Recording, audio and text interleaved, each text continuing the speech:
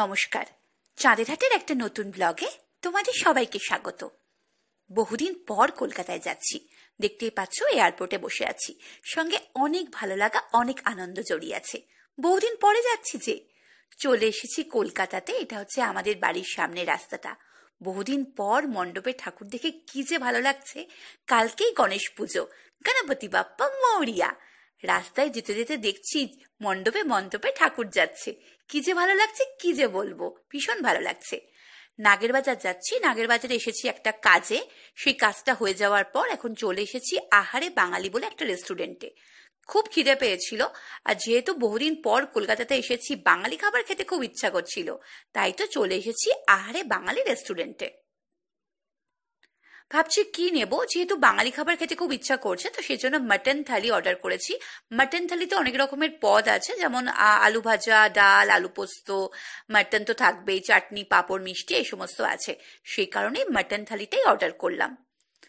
রেস্টুরেন্টের অ্যাম্বিয়েন্সটা খুবই সুন্দর, বেশ ভালোই লাগছিল। ওর অনেকদিন ব্লগ দিতে পারছি না, বুঝতেই পারছো, এক দেশ থেকে এক দেশে এসেছি, বাড়িঘর গোছানো, মানে বুঝতেই পারছো অনেকটা ঘেটে রয়েছি, মানে প্রচুর কাজ কাজ মনে হচ্ছিল। মানে যখন আসবো আসবো ভাবি তখন তো ভালো লাগে, কিন্তু আসার পর অনেক কাজ থাকে, সেগুলো ভাবলেই ভয় লেগে যায়।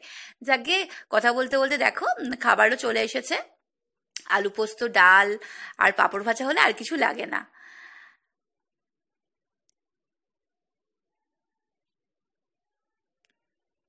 এই যে মাটন থালিটা, তার প্রাইস হচ্ছে 299। তার সাথে তোমার জিএসটি, সার্ভিস ট্যাক্স এগুলো রয়েছে।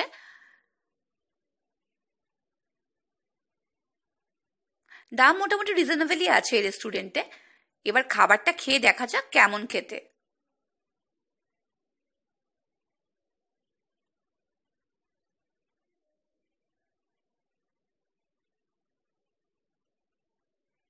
এখন কলকাতাতে কিছুদিন থাকার প্ল্যান আছে, তো সেই কারণেই আর কি অনেক কাজ, মানে আমার শ্বশুর বাড়ি থেকে আমার যে ফ্ল্যাটে জিনিসপত্র শিফট করতে হবে, মানে অনেক কাজ আছে। তো সেই কাজগুলোর কথা ভাবলেই মনে হচ্ছে বাবা কি করে হবে, কি করে হবে। যাক গে, কাজ টাজ কথা ওইগুলো বাদই দিলাম, এখন পেট পুজো করা যাক। তো মোটামুটি খাবারগুলো খুব একটা খারাপ ছিল না, আবার খুব ভালোও ছিল না। ডালটা মোটামুটি ছিল, আলু পোস্তটাও সেরকম ভালো নয়, মোটামুটি। মাটনটা ভালো ছিল, কিন্তু খুব ঝাল ছিল বলে শ্রাবস্তী রানীর খেতে একটু অসুবিধা হয়েছিল। বাট অন্যান্য আইটেমগুলো মোটামুটি, খুব একটা ভালো না।